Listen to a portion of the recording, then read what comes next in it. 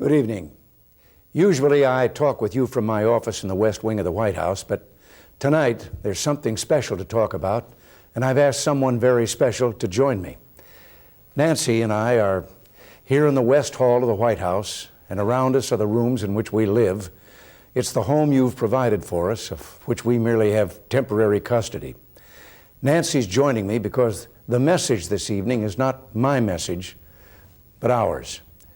And we speak to you not simply as fellow citizens, but as fellow parents and grandparents and as concerned neighbors. It's back to school time for America's children, and while drug and alcohol abuse cuts across all generations, it's especially damaging to the young people on whom our future depends. So tonight, from our family to yours, from our home to yours, thank you for joining us. America has accomplished so much in these last few years, whether it's been rebuilding our economy or serving the cause of freedom in the world. What we've been able to achieve has been done with your help, with us working together as a nation united. Now we need your support again. Drugs are menacing our society. They're threatening our values and undercutting our institutions. They're killing our children. From the beginning of our administration, we've taken strong steps to do something about this horror. Tonight, I can report to you that we've made much progress. 37 federal agencies are working together in a vigorous national effort. And by next year, our spending for drug law enforcement will have more than tripled from its 1981 levels. We have increased seizures of illegal drugs. Shortages of marijuana are now being reported. Last year alone, over 10,000 drug criminals were convicted, and nearly $250 million of their assets were seized by the DEA, the Drug Enforcement Administration. And in the most important area, individual use, we see progress. In 4 years, the number of high school seniors using marijuana on a daily basis has dropped from 1 in 14 to 1 in 20. The U.S. military has cut the use of illegal drugs among its personnel by 67% since 1980. These are a measure of our commitment and emerging signs that we can defeat this enemy. But we still have much to do. Despite our best efforts, illegal cocaine is coming into our country at alarming levels, and 4 to 5 million people regularly use it. 500,000 Americans are hooked on heroin. 1 in 12 persons smokes marijuana regularly. Regular drug use is even higher among the age group 18 to 25, most likely just entering the workforce. Today, there's a new epidemic, smokable cocaine, otherwise known as crack. It is an explosively destructive and often lethal substance which is crushing its users. It is an uncontrolled fire. And drug abuse is not a so-called victimless crime. Everyone's safety is at stake when drugs and excessive alcohol are used by people on the highways or by those transporting our citizens or operating industrial equipment. Drug abuse costs you and your fellow Americans at least $60 billion a year. From the early days of our administration, Nancy has been intensely involved in the effort to fight drug abuse. She has since traveled over 100,000 miles to 55 cities in 28 states and 6 foreign countries to fight school-age drug and alcohol abuse. She's given dozens of speeches and scores of interviews and has participated in 24 special radio and TV tapings to create greater awareness of this crisis. Her personal observations and efforts have given her such dramatic insights that I wanted her to share them with you this evening. Nancy? Thank you. As a mother, I've always thought of September as a special month, a time when we bundled our children off to school, to the warmth of an environment in which they could fulfill the promise and hope in those restless minds. But so much has happened over these last years, so much to shake the foundations of all that we know and all that we believe in. Today, there's a drug and alcohol abuse epidemic in this country, and no one is safe from it. Not you, not me, and certainly not our children, because this epidemic has their names written on it. Many of you may be thinking, well, drugs don't concern me, but it does concern you. It concerns us all because of the way it tears at our lives and because it's aimed at destroying the brightness and life of the sons and daughters of the United States. For 5 years, I've been traveling across the country, learning and listening, and one of the most hopeful signs I've seen is the building of an essential new awareness of how terrible and threatening drug abuse is to our society. This was one of the main purposes when I started, so of course it makes me happy that that's been accomplished.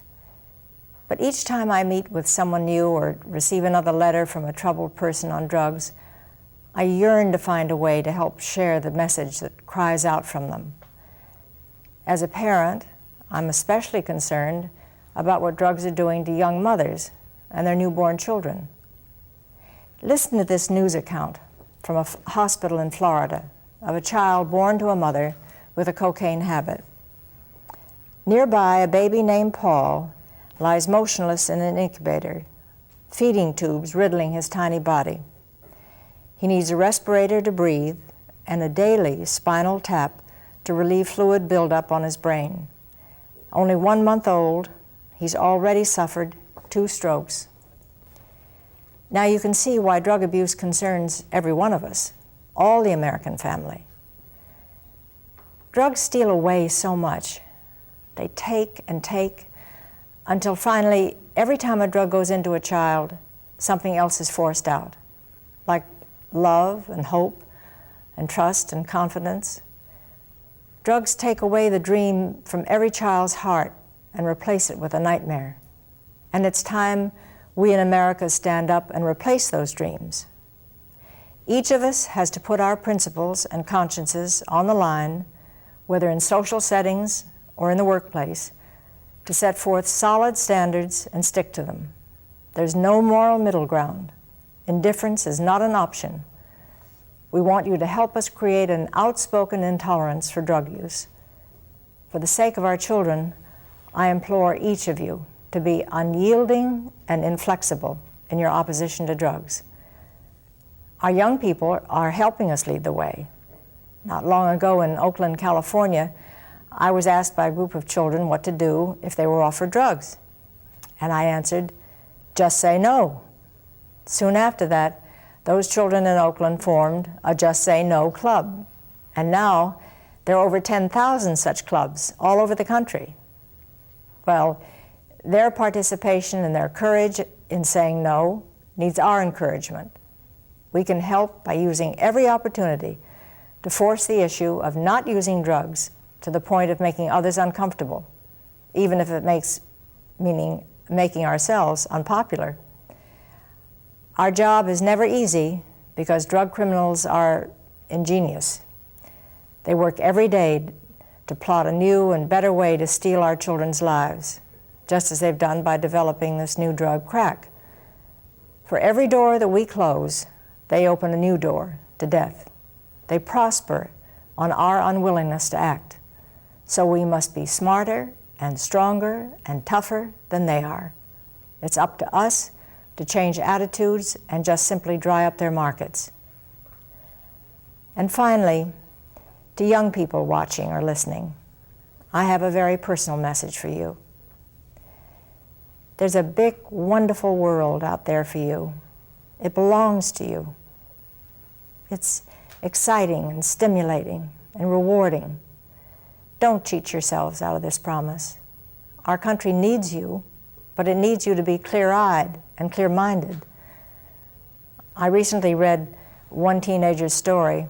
She's now determined to stay clean, but was once strung out on several drugs. What she remembered most clearly about her recovery was that during the time she was on drugs, everything appeared to her in shades of black and gray. And after her treatment, she was able to see colors again. So to my young friends out there, life can be great, but not when you can't see it.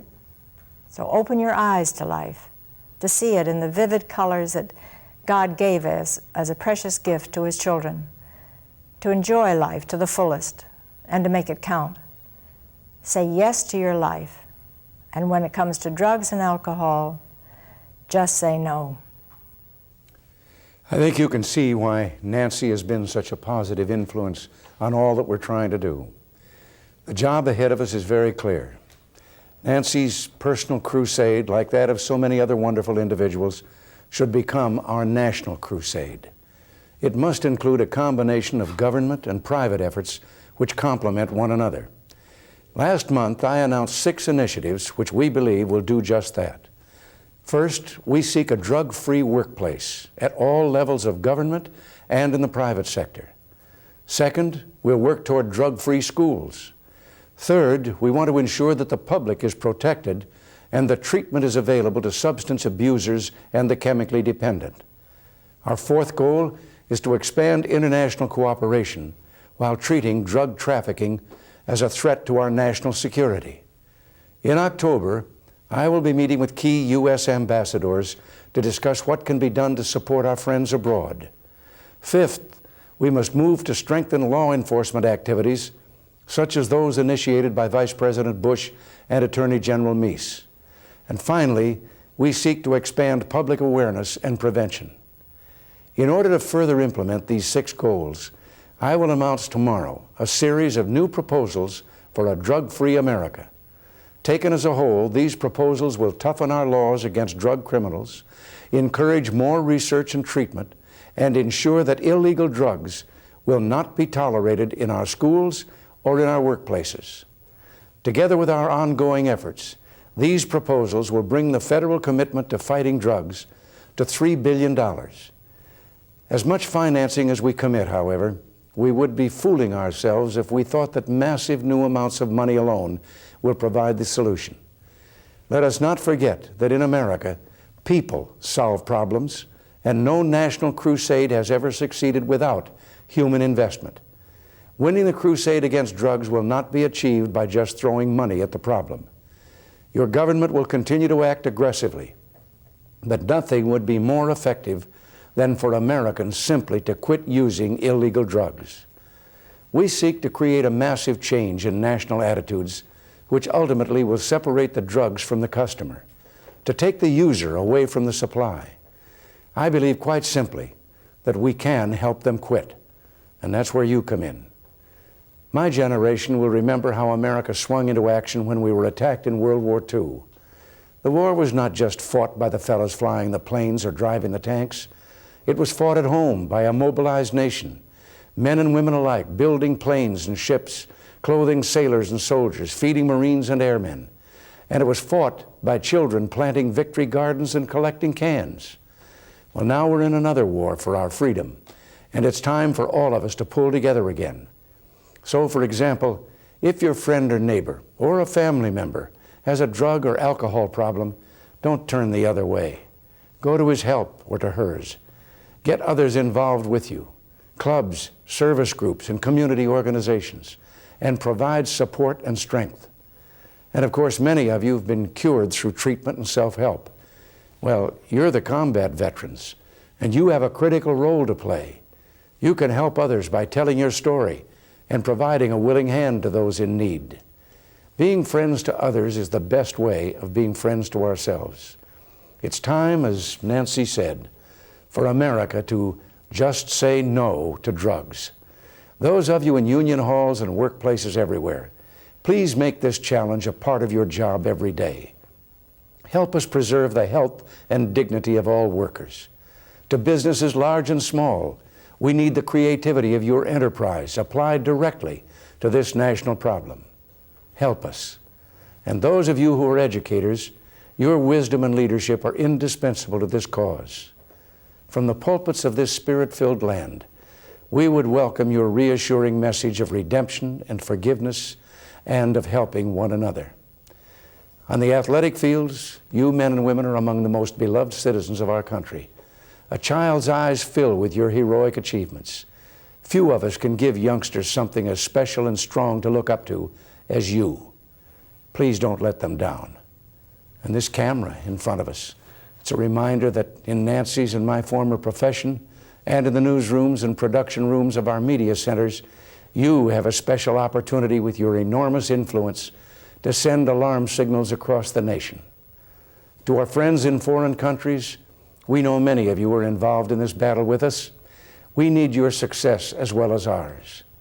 When we all come together, united, striving for this cause, then those who are killing America and terrorizing it with slow but sure chemical destruction will see that they are up against the mightiest force for good that we know. Then they will have no dark alleyways to hide in. In this crusade, let us not forget who we are. Drug abuse is a repudiation of everything America is. The destructiveness and human wreckage mock our heritage. Think for a moment how special it is to be an American.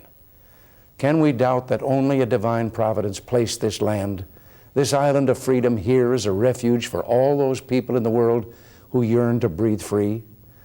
The revolution out of which our liberty was conceived signaled an historical call to an entire world seeking hope. Each new arrival of immigrants rode the crest of that hope. They came, millions, seeking a safe harbor from the oppression of cruel regimes. They came to escape starvation and disease. They came, those surviving the Holocaust and the Soviet gulags. They came, the boat people, chancing death for even a glimmer of hope that they could have a new life.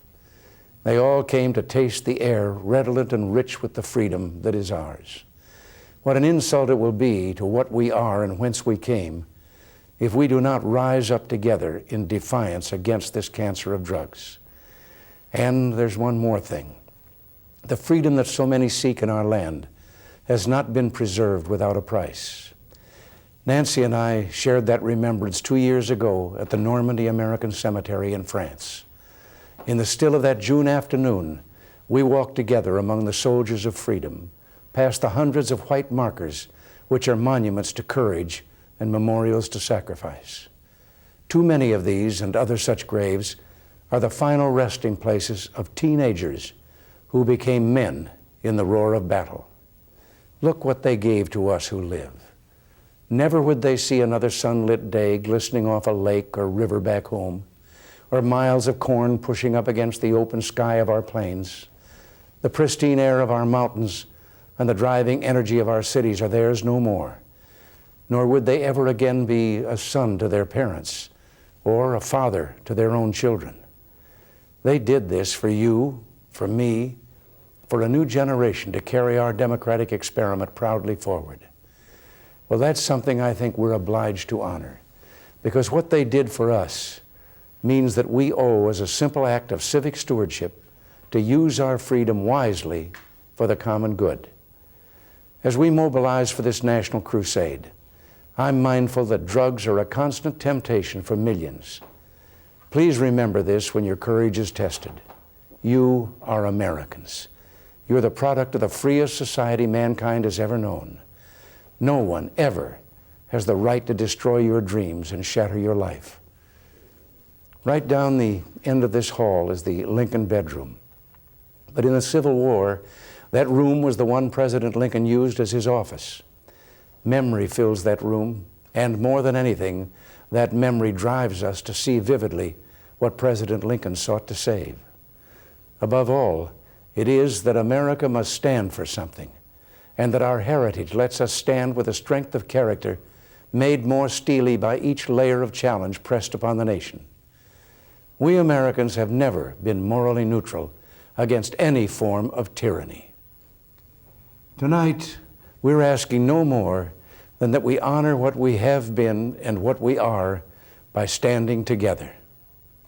And now we go on to the next stop, making a final commitment not to tolerate drugs by anyone, anytime, any place.